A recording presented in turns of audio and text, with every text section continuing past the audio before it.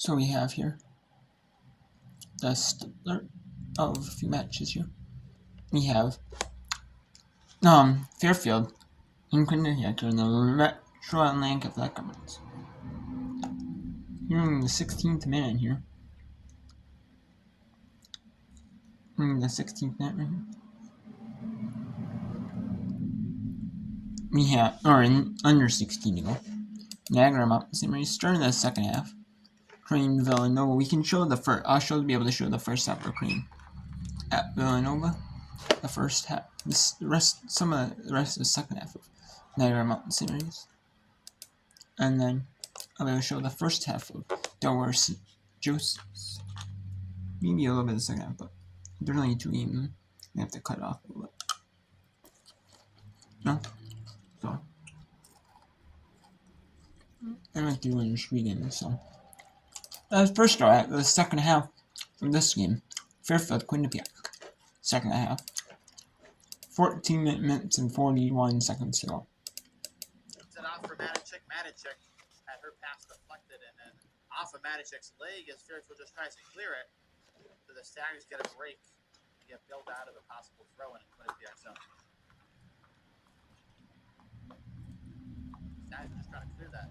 There, ultimately, all she can do, Katie Wright and Libby Jarvis, the goalkeepers, keeping these clean sheets on the board today.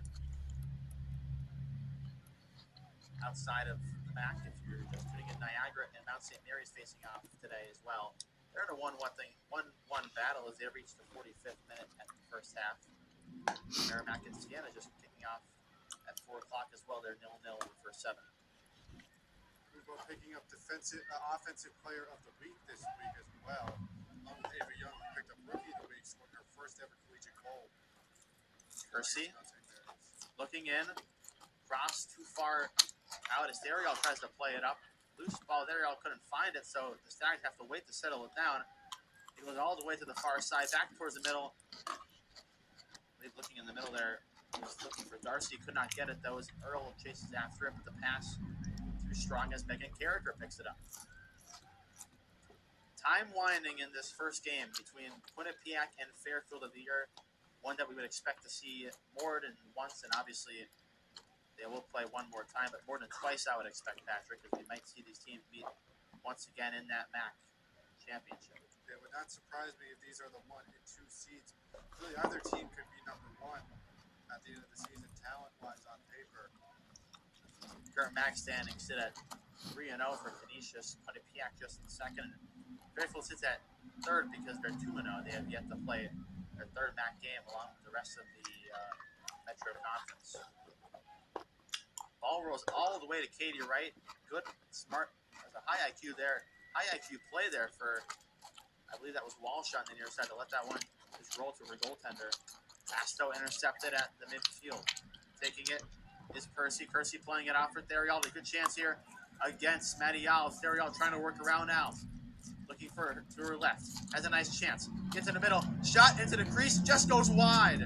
Jarvis down to her knees, to her left. Almost got it back to her right.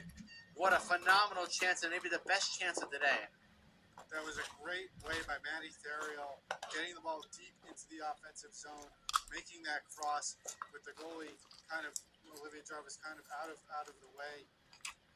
But a deflection sends that one out wide.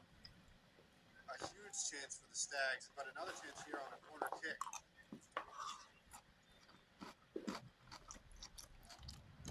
Cook and Lucchese come off for subs for the Stags team. Corner kick goes way too high. Over to Cage. It's batted out towards the middle, but Earl clears it off the line. The Bobcats with a chance to advance here, though. Torelli defended. She goes down. Whistle blows. Foul just shy of midfield in the 78th minute. Alves picks it up. Bobcats coaching staff ordering this team on offense. Alright, now let's go to we're just going to do Niagara here against Mount St. Mary's. Niagara and they're both 8-1 here in this one, early in this second half. Kind of like a misty rain and game. Not the most comfortable game to play in. Or the stopping possibly. And it bounces in. Wow, what a goal for the Niagara. Nothing they could be done right there. Nothing. Just bounced over the head.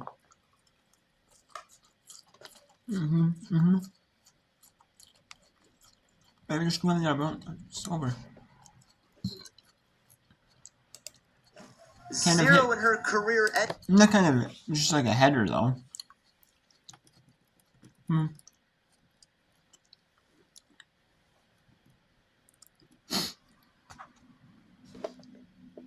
Breaker. One that they felt they maybe could have adjusted to, but just couldn't. So it's Bailey calling 2, Mount St. Mary's 1. Early into the second half, which now puts the Purple Eagles, if they weren't in the driver's seat already with the pressure and the shots, they certainly are now.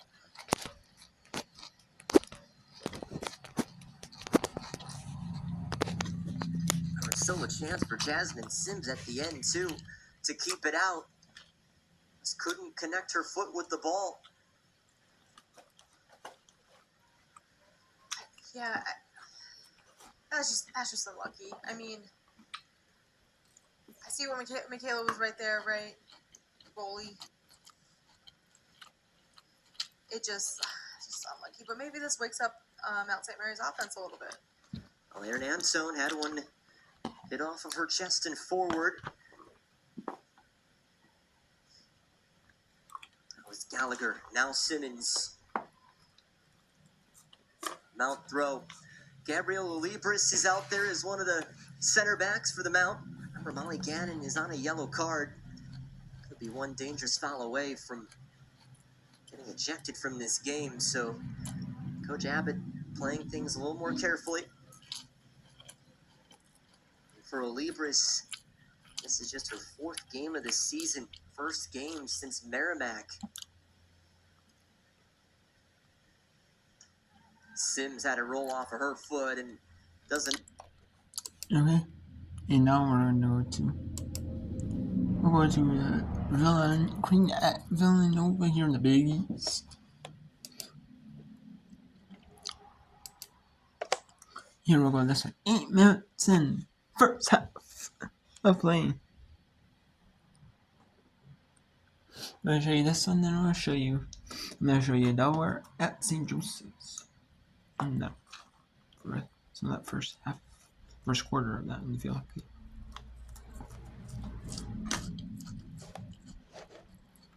And I'm going to count like the final 5 here. Under 5 in Fairfield and Quinnipiac. I'll get you to that one. Under 5 on that one. I'll show you the final 5 minutes. Uninterrupted. It's Fairfield. Takes the 1-0 lead in that one.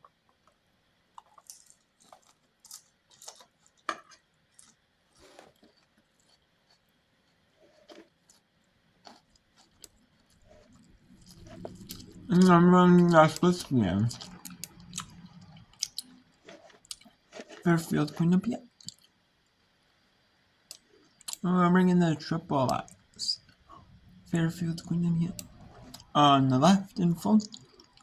On the top left, it's Greenville. No, top right, it's Greenville. The bottom right, we have Niagara, Mount St. Mary's. We're in the triple box here for now.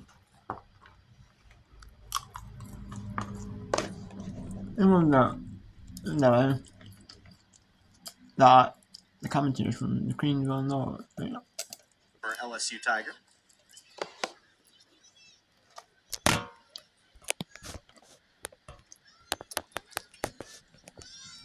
Villanova flips fields. Neal with some space. This gets closed down quickly. Offer got a piece of it. Back in there is Offer fighting with Little. And it'll be Creighton throwing.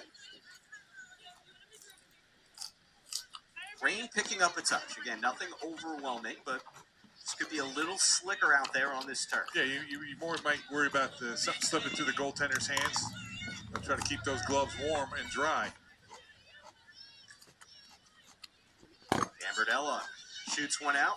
That's their fellow rookie Nelson. Trying to get Cleared on the away. end. Trying to get on the end of that one. Clara Kulik handles business out there. Junior out of Aurora, Colorado for the Jays. Bit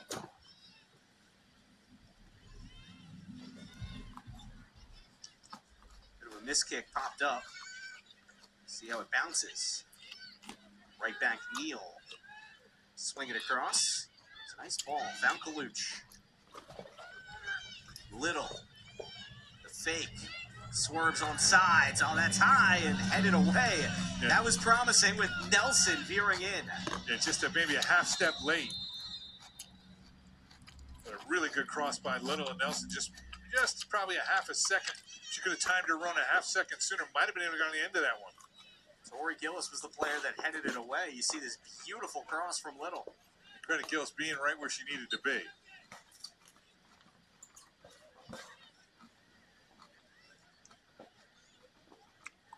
Off the restart, Creighton looking to build.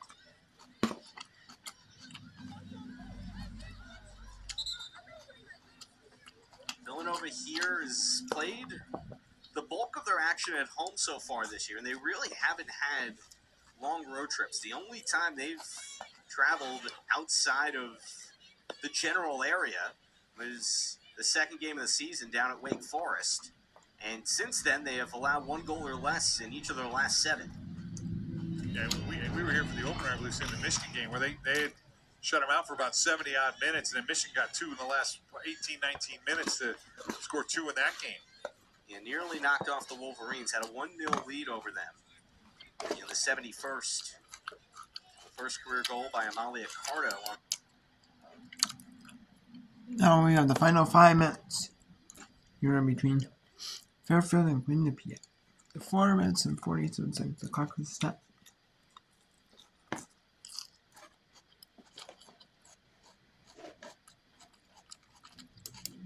Talking to the rest. Dave Clark also out of his chair, outraged with that. He wants a card.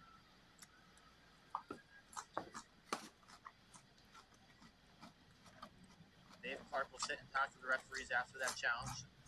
Nothing will most likely be overturned, just a discussion to see why that's not a card. That is the ultimate decision. The entire Bobcats bench, not in the seating area, Patrick, you can look down. The entire bench on their feet, trying to support their Bobcat squad. This is such an important moment. And the Fairfield Stag's doing the exact same thing. They know how big this is. Alex takes the free kick from her own half. Throwing into the box, foul committed as... And we'll go forward. Fairfield. Midfielder Anna Bean, but two... Attention center fan 5. We'll go forward. Uninterrupted here. Of Fairfield Quinnipiac. Fairfield. Looking for the game. Looking to assault the way the game.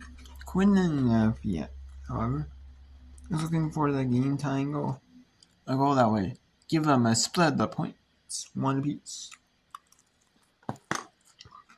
It should be more than half points. They don't do that. This is the wins 3.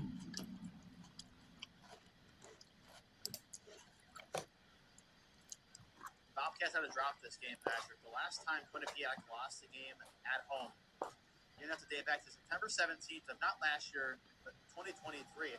Handball is the Quinnipiac bench outraged with that. They get the call, though, as they did not get one earlier. They get this one. Clock will stop at 84:41 in these waning minutes. The referee going to let the Bobcats sit up their defense. Not going to have Fairfield stop anytime. Put it up here. Molly Andrews. Andrews just shot or pass really into the middle is deflected, and the Bobcats get a corner. As we mentioned, Patrick, the Bobcats have been so strong in their home turf, and this Fairfield lead in this last minute. The Bobcats need something here. The Princeton Tigers, a 4-2 victory back in September 17th of 2023. The Bobcats did not lose a game at home last year, so that would be the last time the Bobcats would have lost at home. Corey Anderson will take it here in the 86th. Shot into the box, headed off of Kupo, too high and out of play. Trying to keep it in on the near side was Alice, who was charging, but out of play. The Stags make a sub on the near side. Kelly O'Connor comes in for the Fairfield Stags. Not much time left here, Patrick. 85-19 on the clock. The Bobcats have pressured and pressured and pressured, but nothing has come. Yeah, remember it was Ashley McMahon, the sophomore from New City. So we'll actually in here we'll get in the first quarter here of Delaware St. Joseph's, 15 St. Joseph's here.